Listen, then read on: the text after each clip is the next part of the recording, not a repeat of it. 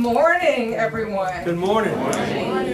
We are going to call this January 12th board meeting for the Board of Pardons and Paroles to order. In doing so, I want to say Happy New Year to everyone.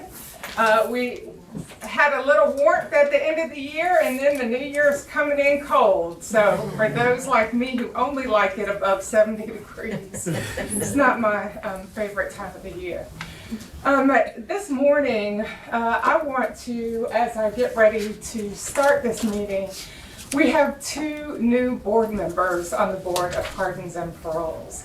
And just before we get started, I just wanted to say hello and welcome to Josh Waters and Kim McCoy.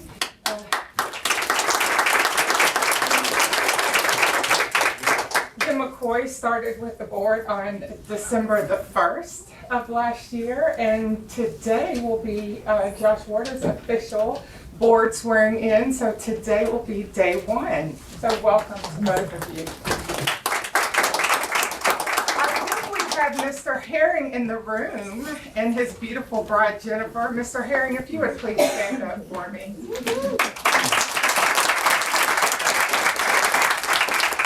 David Herring has faithfully served this board for 7 years, retired after 7 years at the end of December. We are so happy to have you here today so that we can give you your flowers and tell you thank you for your service to the Board of Pardons and Paroles and to the citizens of this state. Not just during the time that you served here on the Board of Pardons and Paroles, but also your faithful service across the state. So thank you so much, David. And we know that you can't do that single-handedly. Jennifer, we would also say thank you for all that you have done in standing beside David throughout his service. So thank you. We have our counsel here from the Attorney General's office, Elizabeth Crowder. Thank you so much for being here and serving with us on board. We at this time are going to get ready to do the swearing in for Josh Waters. So Josh, we will step around to the podium and get you sworn in.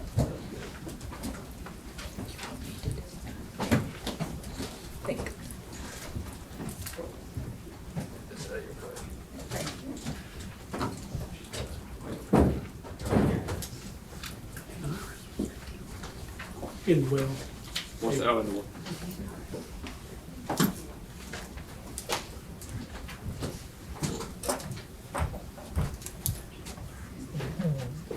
Excuse me, you were so good. All right, I'm going to have you place your left hand on the Bible, raise your right hand, and repeat after me.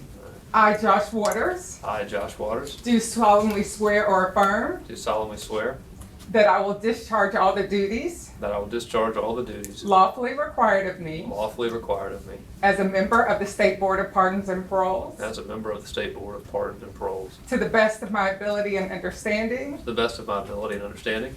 I further solemnly swear or affirm I further solemnly swear that I am not the holder that I am not the holder of any unaccounted for public money of any unaccounted for public money due this state due this state or any political subdivision or authority thereof. or any political, say that again, sorry, That's okay. Or any political subdivision or any political subdivision or authority or thereof. authority thereof, That I am not the holder that I am not the holder of any office of trust of any office of trust of the government of the United States, of the government of the United States, any other state, any other state, or any foreign state, or any foreign state, which I am prohibited from holding which I am prohibited from holding by the laws of the state of Georgia, by the laws of the state of Georgia, and that I am otherwise qualified and that I'm otherwise qualified to hold said office to hold said office according to the Constitution of the United States according to the Constitution of the United States and the laws of Georgia, and the laws of Georgia, and that I will support that I will support the constitutions the constitutions of the United States of the United States and this state. and this state. So help me God. So help me God. Congratulations. Thank you.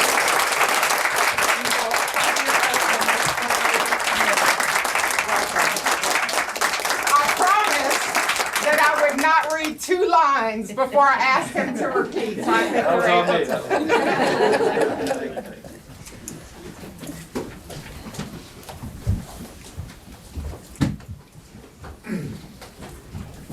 They are. All right, at this time, we will, or Mr. Waters, Ms. McCoy, is there anything that you all would want to say as you're welcome to this board? Good morning, everybody. I just want to say I'm excited to be here. I've met some of you already, and I appreciate the warm welcome that has been received since I've started December 1st. It's been a whirlwind. I'm challenging Josh Mr. Waters to accept that whirlwind challenge as well, but just thank you so much for being welcoming, and I look forward to working with you all. Well, I'll echo all of that. I can't top it, but thank you all. For those I've met, it's been a pleasure, and y'all taught me a lot already. Look forward to learning more from you, and just excited to be here. Thank you so much for what you've done so far, and your help. Ms. Barnett, you as well. Thank you so much for getting me on board here. Just looking forward to working with everybody. Thank you.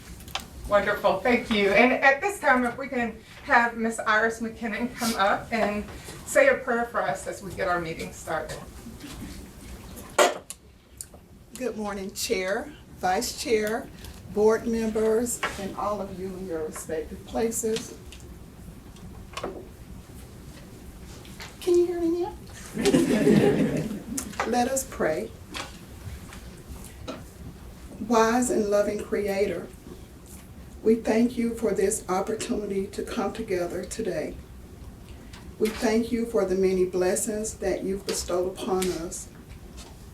We seek your guidance and your wisdom as we set out to do this great work that you've entrusted us with.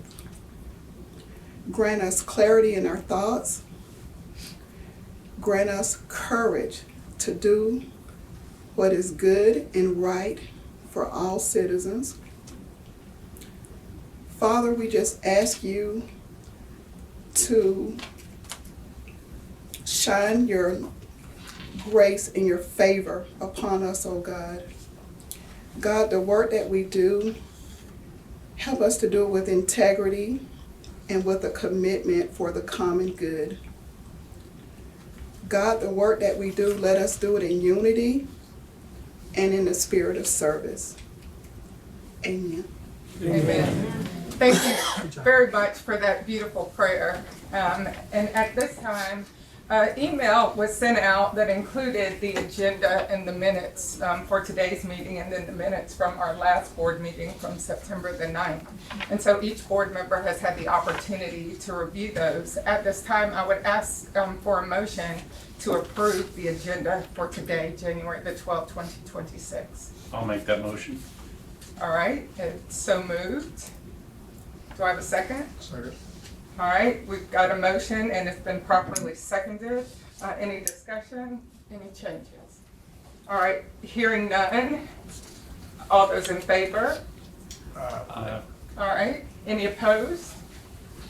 All right, the ayes have it. The agenda has been approved. And likewise, the minutes from the September 9th, 2025 board meeting minutes were sent around. Everyone has had the opportunity to see those. At this time, I would ask for a motion to approve the minutes. Motion. All right, motion has been properly made. Do I have a second? Second. The motion's been moved and properly seconded. All those in favor say aye. Aye. Aye. Any opposed? Any abstentions? Madam Chair, I'm going to abstain from that vote. Okay, the ayes have it. The abstention from Mr. Waters is properly noted. The minutes have been approved.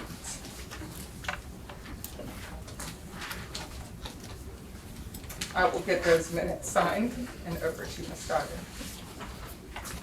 Goddard. Is there any old business to take up?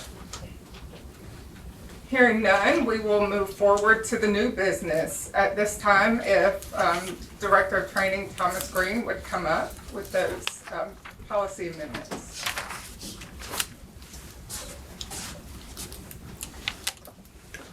Good morning, Chair, Board. How are y'all? Good morning. We have 3 policy revisions. If you'll stick with me through the first one, it's kind of lengthy. The last 2 are very short. So, Board Policy 1.125, Dress Code.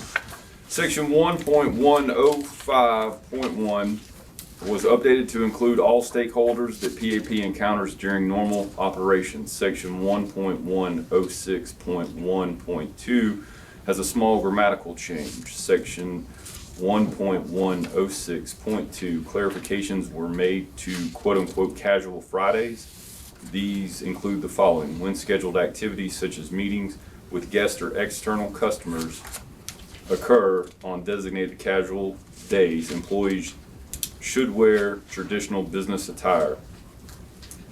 Update to titles made in section as well. Section 1.106.2.3, distracting jewelry and earrings, also had updates to titles. Section 1.106.3 was updated with the following: non-sworn staff may well wear professional, non-distracting jewelry and earrings, but facial piercings are not permitted in a customer-facing or professional setting. Facial piercings, tongue, eyebrow, nose, lip, etc. are prohibited while on duty. Male sworn staff may not wear earrings while on duty or in uniform. Lastly, the newly created section 1.106.3.1 was added to include all of the following: all tattoos must be fully covered while on duty, regardless of size, content, or location. Tattoos must not be visible while employees are wearing the official duty uniform, business attire, or business casual clothing. Supervisors shall direct employees to take corrective action, i.e. wear long sleeves and use authorized tattoo covers if tattoos are visible. Non-sworn employees, administrative, HR, IT, budget, etc. are held to the same tattoo coverage requirement as sworn staff. All right, we will move forward to the next policy, Board Policy 2.106, Case Record Management.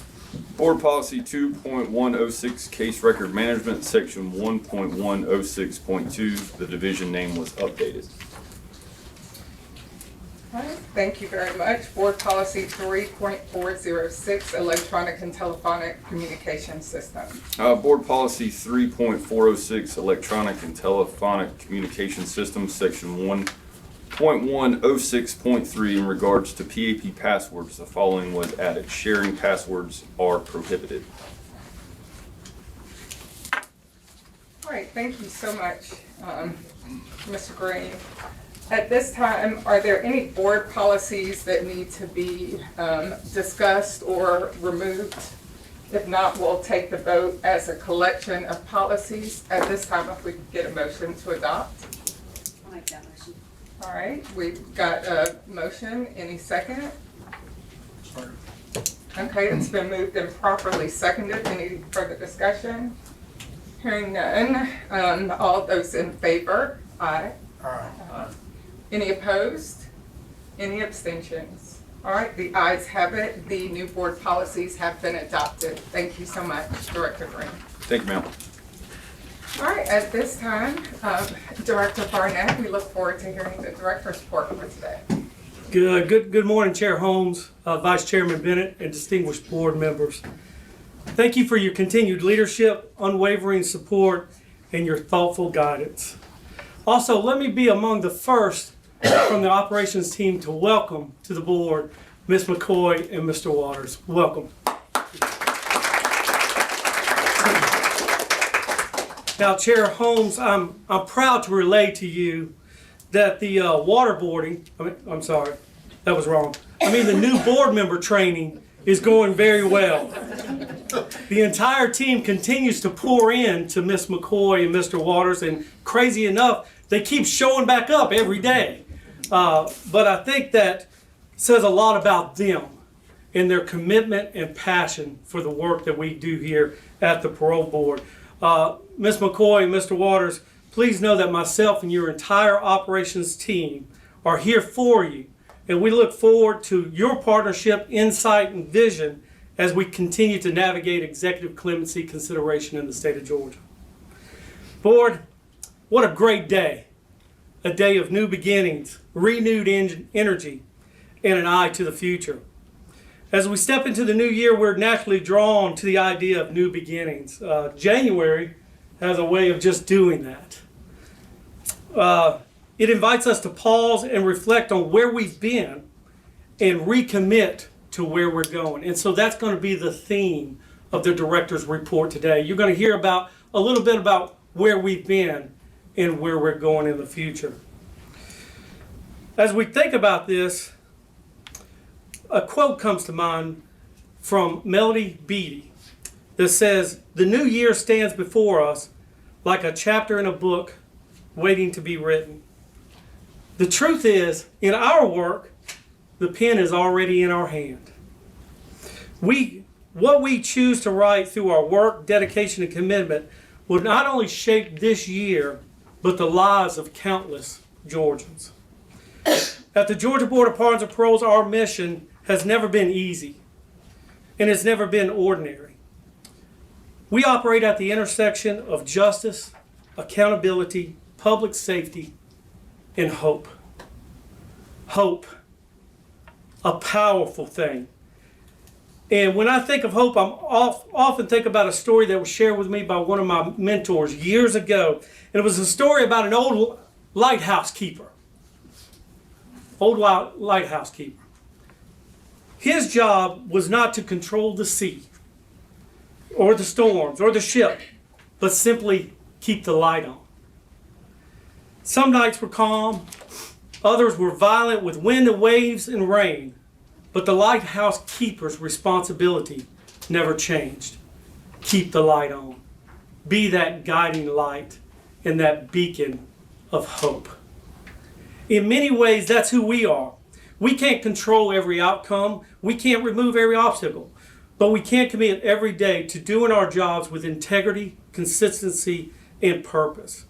We keep the light on by following the law, honoring victims, supporting successful reentry, and ensuring our focus is firmly planted in public safety and justice. Board, this year, your operational team recommits ourselves to being present, engaged, and mission-focused. We will seek to bring fresh perspectives, continue to challenge ourselves to communicate, collaborate, and support one another as professionals. And never forget that the strength of this agency is not found in its policies and procedures, but in all of the amazing people that we have working for us, and the dedication to the common mission, and that is making a positive change. So thank you for all that you do and your commitment and support, and I look forward to all the things that we will accomplish this year. And to kick us off, I'm going to ask the pre-release considerations division director, Crystal Moon, to come up and provide her report. Thank you, Director Barnett. Good morning. Good day. Good day, Madam Chair, Vice Chair, and the entire board.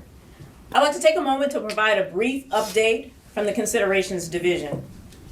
Over the past several months, the division has continued to focus on timely, thorough, and balanced case considerations to the board, ensuring that each submission is consistent with the state of Georgia's laws, board policies, and public safety priorities.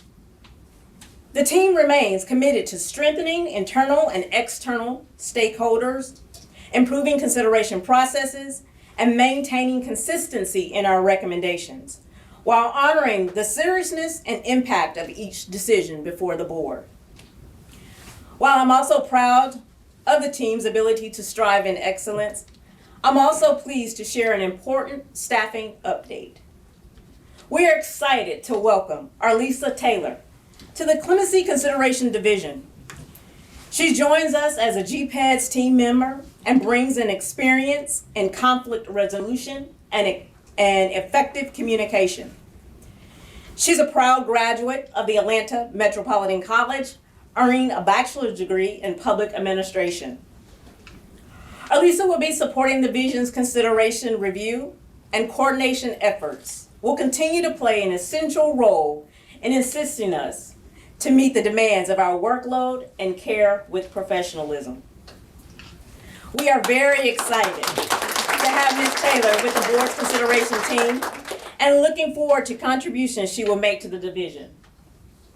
So as I close out today, I'll leave you with final words that describe the consideration division, and that is striving for excellence. I thank you to the entire board for continuing to allow me to lead the consideration process with genuine care, intentions for all citizens of Georgia, while holding the division accountable. Always leading myself and others in the foundation of excellence, which is something we reach, is something we repeatedly choose. Thank you. Thank you very much, Director Moon, and welcome, Ms. Taylor. Thank you.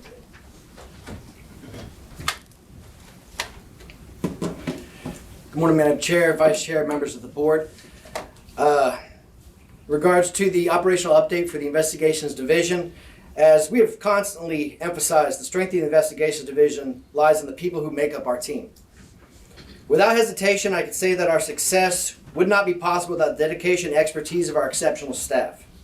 Our division exists to support our partner divisions by conducting thorough, comprehensive investigations that equip the board with the information necessary to make well-informed parole decisions. Since its inception, the division has advanced this mission through strong commitment to collaborative and professional development. This includes our ongoing support with the Governor's Office of Victim Services through their statewide victim impact sessions, as well as encouraging both sworn and non-sworn staff alike to take part in training opportunities and professional conferences that strengthen the criminal justice partnerships across the state and beyond. With that, I'm pleased to introduce several staff members that are newest team members to the Investigations Division. These individuals have contributed meaningfully to enhancing our effectiveness and professionalism. First off, let me introduce Jennifer McLeod. If you could stand up, please, ma'am. Ms. McLeod began her career as a file clerk with the Coulter Corporation and steadily advanced through roles including Schluter, microcomputer operator, and business personal property tax administrator. She also later worked for the Miami-Dade voter registration as registration document specialist. She spent over 28 years with Denner Corporation and Beckman Coulter processing data entry to senior accounting coordinator. Her expertise also spans payroll, document management, tax processing, and executive support. She holds a Bachelor of Science in Healthcare Administration from the University of Phoenix, as well as payroll certification from Kennesaw State University, and she's also a member of the International Association of Administrative Professionals. She is our institutional parole investigator. So for our parole investigator that's down at McRae, she is it. She is our main person that's down at the McRae Women's Facility doing our parole history investigations. So I'd like to welcome Ms. McLeod. Thank you.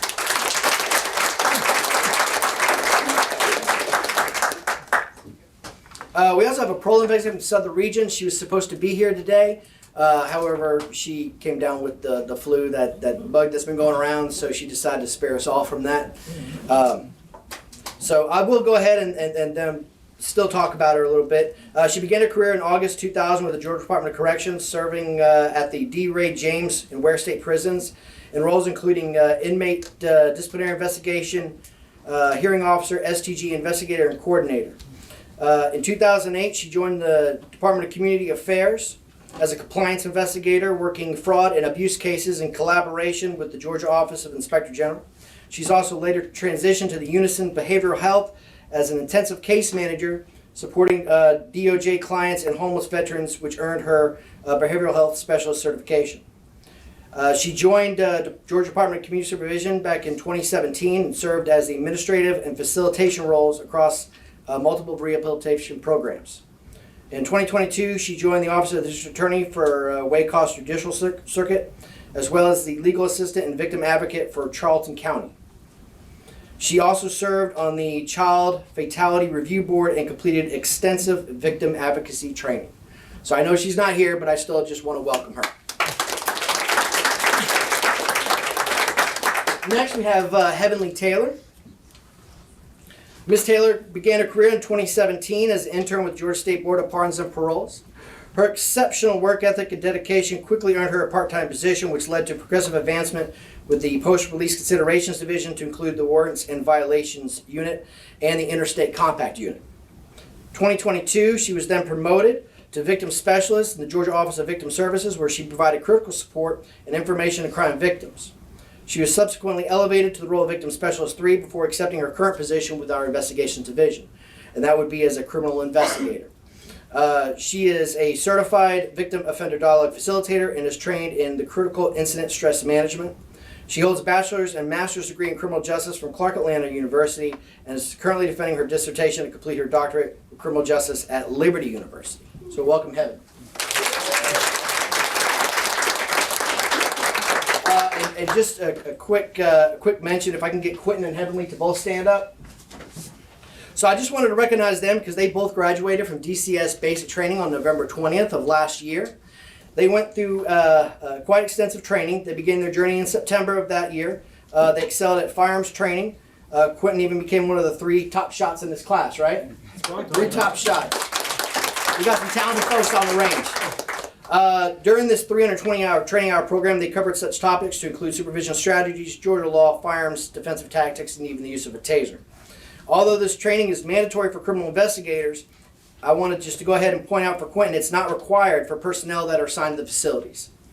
Quentin proactively requested to attend this training and to obtain certification in order to provide enhanced support to both his team and the GDC staff at the facility. Through this certification, he's now authorized to move offenders within the facility and escort them to and from their parole interviews. This capability directly contributes to a more efficient and effective completion of parole history investigations, which is a critical component of the parole process. So thank you both. One last thing. If I can get Catherine Alexander to stand up for me, please. So I'd be remiss if I did not also mention this. Miss Alexander and Matthew Tillman, who is a criminal investigator in our Valdosta area, they attended and graduated from Firearm Instructor School in October of last year. So I wanted to make sure we formally recognize them. This course is a week long and requires candidates to pass the initial course of fire with 90 percentile or better. In addition, they also had to maintain an average of 90% shooting accuracy across 2 additional courses, so that's a total of 3 courses of fire, as well as scored 80% or better on the written exam and a practical teach-back. And also, something else to note, that Matthew Tillman, who was not able to be with us today, scored top shot for his class. So that's another top shot that we have. So they are a welcome addition to our training cadre of firearm instructors. So thank you.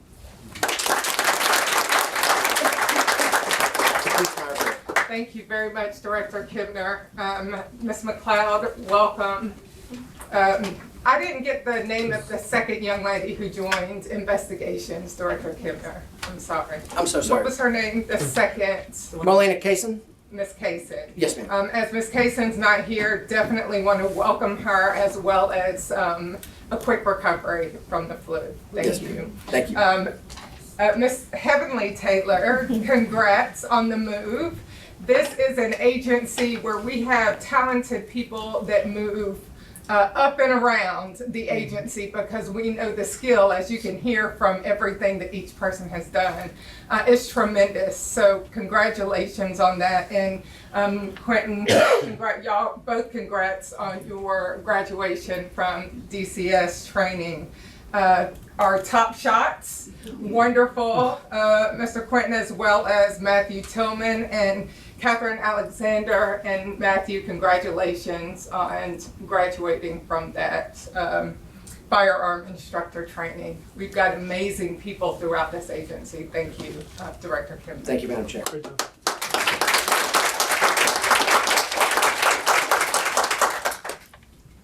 Good morning, Chair Holmes, Vice Chair Bennett, Board, and our guests. I hope everyone is well this morning. We just have a very brief presentation. In post-release considerations, we continue to focus on professional development and operational strategies to take us into the future.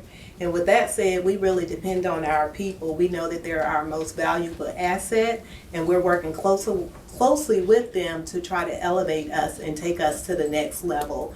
So I have brought with me today, we would like to introduce our new hires, and we have one promotion. Our managers are here, our team leads who are the staff member will be working for, except we're short one person also who also is ill, and we're going to, instead of doing her bio today, we're going to save it for the next board meeting. But I do have Hermina Rowe with me and Aquella Watson. They are both going to give you a very, very brief overview of what they do in their units, because we do have 2 new board members, and then they're going to introduce their new staff. So if you all will come up. Thank you. Thank you. Thank you, Director.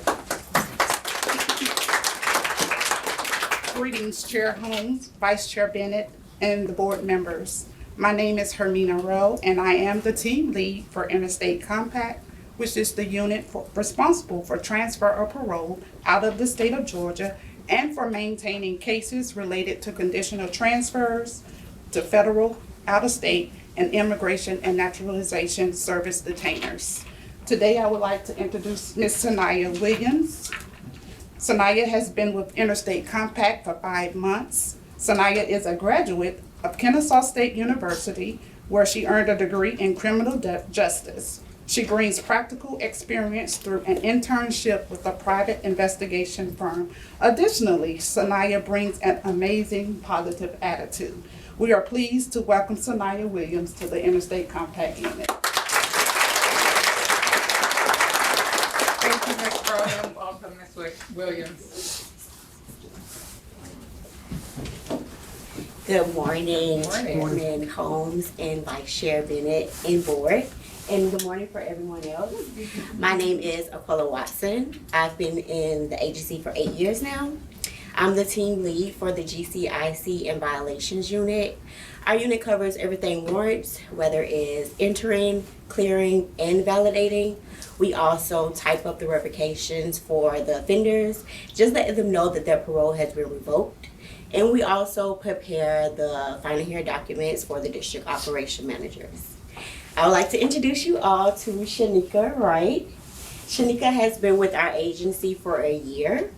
She has recently been promoted to assistant team lead, and she also served as our agency tech. Then we have Ms. Morgan Johnson. She's our recent new hire. She's been with us for 2 months. Morgan has worked in the private practice, judicial system, and also military.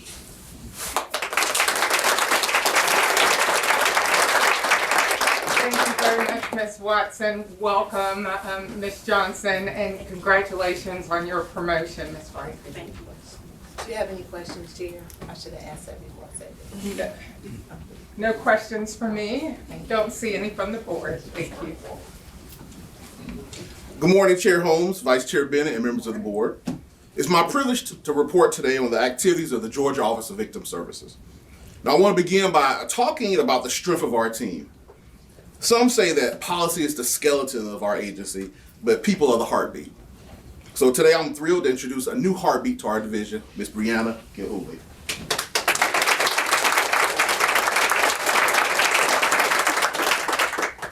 Brianna joins us directly from the Department of Community Supervision, bringing with her a wealth of experience that she's been building since 2018. She's a graduate of the University of North Georgia with a Bachelor of Science in Criminal Justice, but frankly, her resume is best defined by where she's served. She's worked on the front lines with the Dahlonega Day Reporting Center, the South and Noda Drug Court, and most recently as a surveillance officer for the Noda Star Accountability Court. But really, perhaps the most vital role that she's had that really connects with us is her time on the Lumpkin County Domestic Violence Task Force. She doesn't just know the statutes. Brianna, she knows the struggle. You know, she understands the resilience required to survive. I really paused for no reason there, but that dramatic pause there. On a personal note, Brianna calls Dahlonega home, and when she isn't hiking trails or cooking, she's busy managing her own personal caseload, her cats. Brianna, we're honored to have you on our team. I told her I'll find a way to work the cats in there. So. Now, her background in domestic violence is particularly timely because, as you all know, January carries a really significant and heavy significance for our field. It marks both Stalking Awareness and Human Trafficking Prevention Month. So I want to pause for a moment because it's easy for us, those working in the post-conviction field, to kind of get lost in the paperwork of these crimes. But the numbers in our state really tell a jarring story.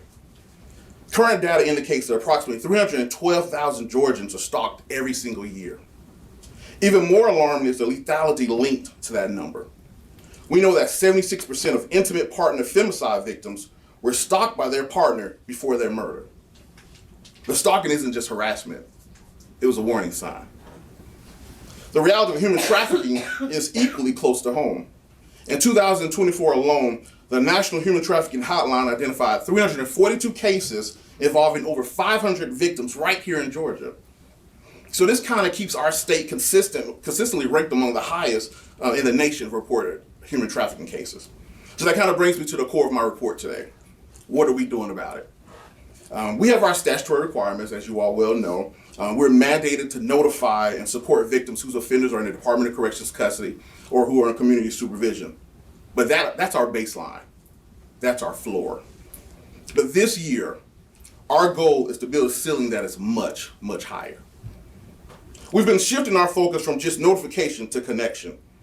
We know that a letter in the mail fulfills a statute, but it doesn't always fulfill a need. Our objective is to connect even more deeply with the community to ensure that they are aware of our services before a crisis escalates. We're actively looking for opportunities to add value to the providers we're already doing the work for. We're not interested in reinventing the wheel or even duplicating services, but we want to be the axle that keeps that wheel turning faster. Whether that's partnering with local shelters or local law enforcement or advocacy groups, our goal is to respond statewide to survivors and partners with resources, training, and legitimate support. That's why throughout this month and really this year, in addition to our current outreach, you'll see our team engage in specialized training and launching informational initiatives across our social media. We're trying to signal to every single partner in the state that GOVS is not just an office in Atlanta, but we're an active ally in their community. So I'd like to close with a thought on what this all means, at least to me.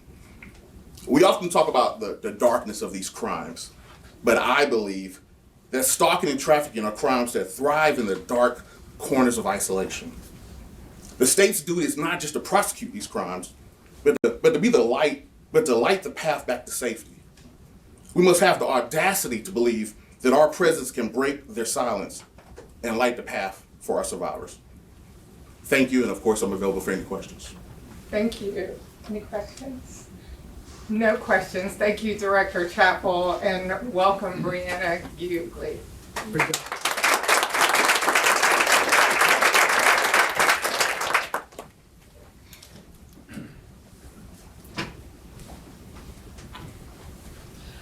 Well, good morning, Board. I'm Steve Hayes, Communications Director for the Parole Board. Good morning, Chair, Vice Chair, members of the Board, and let me be among those to congratulate our new board members, Ms. McCoy and Mr. Waters. It's my pleasure around this time of year annually to do a short presentation, report out on the fiscal year annual report. As always, we have a statutory obligation to meet, which is December 31st at a deadline. And so we have again accomplished that. We have reported out to the Governor's office, both houses of the General Assembly and the Attorney General's office. And currently our annual report, a beautiful report, is up on our website and available to the public.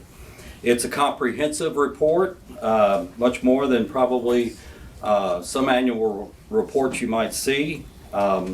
I want to recognize the support of the board and our leadership team, as well as all of the executive management team that had input, both information and statistical wise, into this report. This report could not be accomplished without a full team of people working on it for the last several months.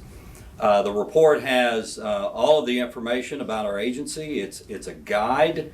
It talks about our divisions, both or all three of the major divisions, the post-release, or pre-release I should start with, post-release and investigations. The annual report is an engagement tool as well as an educational tool.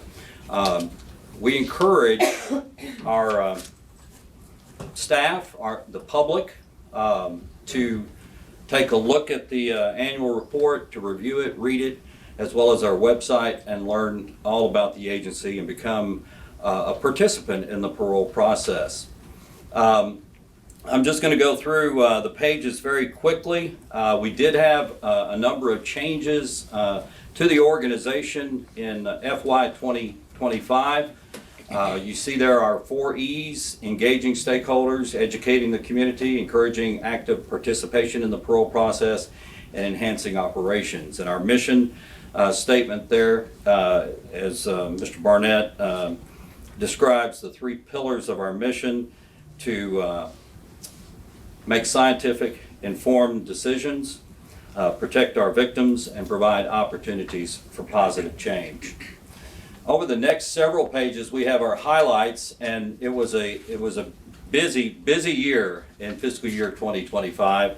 As you know, we hosted the APAI in Atlanta. We also had parole officials from Zambia here for more than a week, meeting with all 3 of our major criminal justice stakeholder, the Parole Board, the Department of Corrections, and Community Supervision. And we continue to engage not only Zambia, but paroling authorities not only in the U.S., but across the world.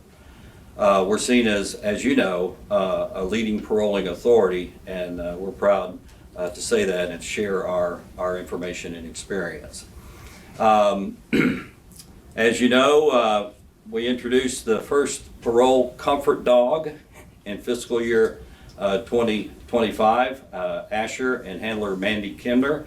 They're doing a great job. There's a brief description there about our agency reorganization, and I'm going to get into that. I'll go back to the organizational chart briefly. As you can see there are the major divisions. I mentioned 3, actually we have 4 now, because the investigations division has been broken out from the pre-release considerations division, and because the investigations unit led by Mr. Kimner and Deputy Craig Flint, their investigations support all aspects of the decision making by the parole board. Victim services, pre-release considerations, and post-release considerations are there. So again, it is a comprehensive report. I'm not going to spend a great deal of time going into each page. We have our history, the constitutional authority of the board members. Each of our board members are highlighted with information about their careers. Our executive management team, Mr. Barnett and Felicia Holloway. And we also have messages from the chair and Mr. Barnett for the public to read about the fiscal year.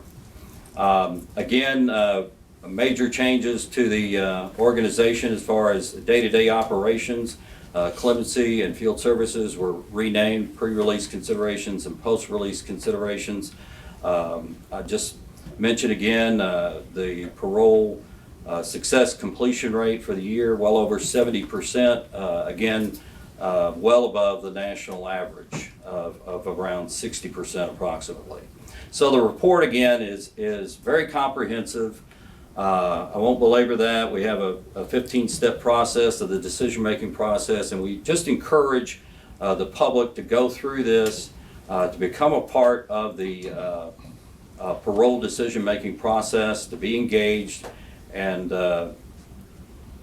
help us improve public safety. There's the investigations division, which is now a standalone division, and our Georgia Office of Victim Services is here, and his great presentation, nationally recognized Victim Services office for the Parole Board.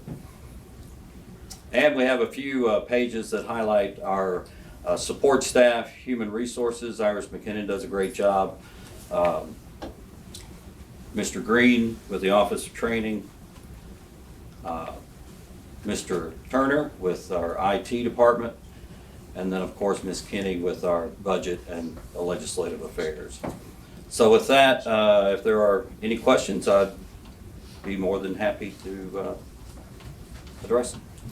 Okay, no questions from me, but I do want to congratulate you and your team on an amazing job every year with our annual report, this year being no different. As you highlighted the 4 E's, educating and engaging the citizens of the state, and with the impact this agency has across the world. it is great for people to be able to see and read that in black and white. And there's always, when you're talking about public safety, an opportunity for people to engage to ensure that in whatever corner of the state they're in, that they can be a part of that. So thank you for what you do annually on this report, as well as what you do on a daily basis to make sure the information that we need the public to hear and see is out there. Thank you. Thank you. Madam Chair, I have a question. Yes. Ms. Trace, you mentioned that the electronic version is up on the web. When will the printed copy be available for the public? We are working on those printed copies, and we hope to have them very soon. It's an annual process, and sometimes it takes a few weeks. We'll get a hard copy proof back and look that over, and hopefully there won't be any problems. But hopefully this month, I would hope so, or maybe early next month for sure. Thank you. All right. Thank you.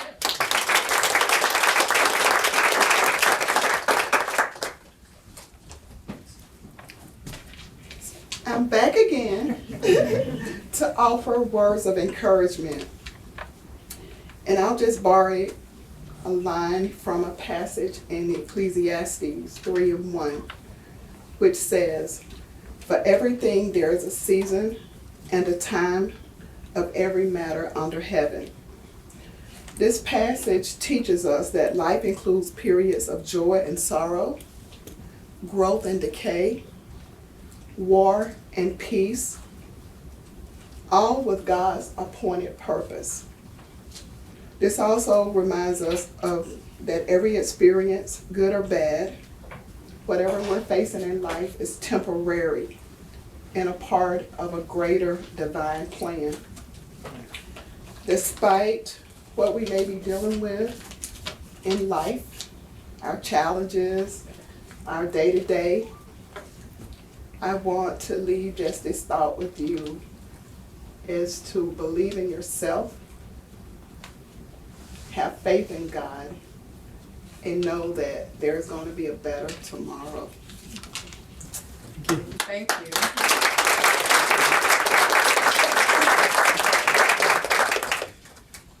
Chair, I'd be remiss if I don't recognize a couple of other special guests that we have here with us today. First and foremost, the Chief Operating Officer for our partners over at the Department of Community Supervision, Patrick Holsey. You know, we didn't get here by ourselves, and we're not going to reach our goals by ourselves. And have great partners like the Department of Community Supervision in lock and step with us is going to make that journey even easier. Anytime I've reached out to Commissioner Nail or anyone with the Department of Community Supervision, I'm immediately met with, what can we do? How can we help? How can we be a part of what y'all are trying to accomplish? So, Patrick, thank you so much for your partnership and friendship over the years. Thank you. And then one last recognition, and that is one of our current interns, Sophie Bowers, from the Kennesaw State University, right? They missed that earlier. I heard it. The Kennesaw State University. Look, we're recruiting hard. You know, you ain't gonna find nothing better than here, Sophie. I'm just gonna tell you. But thank you so much, board. I hope you feel the excitement and see the enthusiasm of your operations team as we enter into this new year. And we are so excited about the way ahead. And we again appreciate your support, leadership, and guidance, because without that, none of this is possible. So thank you so much for being there every single day for us. And that will conclude our director's report. Thank you so much, Director Barnett. If you all didn't hear throughout the presentations within the director's report, each of the Board of Pardons and Paroles directors and team members that support it, what you heard were that people are the asset that keeps this organization going. We talk about policies and procedures, we talk about training, we talk about, reports and all those things, but each individual that supports this agency makes it happen. I think it was Director Chappell that said being the axle that keeps the wheel turning. truly in partner, the things that we are doing out in the community, whether it's local, state, or otherwise, is to be that partner, because we know we can't do the work that we do without other partners. And so thank you, Mr. Holsey, for being here today from the Department of Community Supervision, because you are one of those very valued team members and partners that makes this work. So I just thank you and thank each of you in whatever part you represent in that axle, because we couldn't do it without you. This is, as we talk about new beginnings, recommittal to the work that we do, understanding that even when the volume is heavy, it's one person at a time. Not one file, one case, but one person at a time. And so we are grateful that as a board to have this team before us. Before I close again, saying thank you, Mr. Herring, for your service. Jennifer, thank you for being a support in Mr. Herring's service to us. At this time, would any of the other board members like anything to say? I would just like to echo, Madam Chairman, what you just passed on to everyone here. You're a great team. Been around a long time, worked for the United States Army, a law enforcement officer for 35 plus years, and you rank right up there with the best of them. And I applaud you for that, and I really, really appreciate when you took me on 2 years ago and guided me to learn how to do all the aspects of the Pardons and Parole Board, and I will never forget it, and I cherish my remaining 4 years, I believe, here, and thank you again so much. David, thank you for your guidance in the past 2 years, because you shed a lot of knowledge and a light on a lot of things. And to our executive director, you're a true leader, and thank you.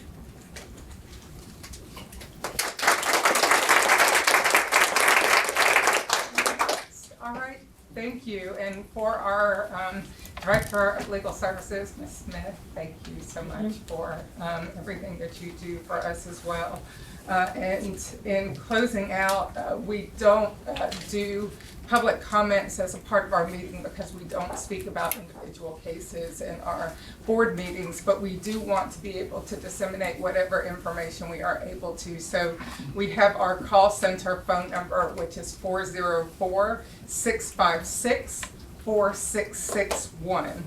And at this time, if there's no further business of the board, I ask for a motion to adjourn. Motion. So moved. Second. It has been moved and properly seconded that we adjourn. All those in favor? Aye. Aye. Any opposed? All right, the ayes have it. We are adjourned. Thank you so much.